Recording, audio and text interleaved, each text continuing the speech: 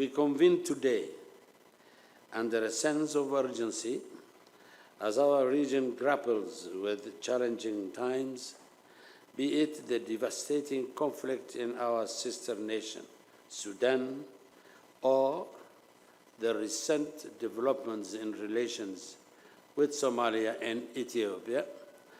These challenges necessitate bold leadership, unwavering commitments, and a shared vision that transcends borders and ideologies. As you all know, today's summit was convened at the request of the Federal Republic of Somalia. This demand arose in response to the recent signing of the Memorandum of Understanding between the Democratic and Federal Republic of Ethiopia and Somaliland.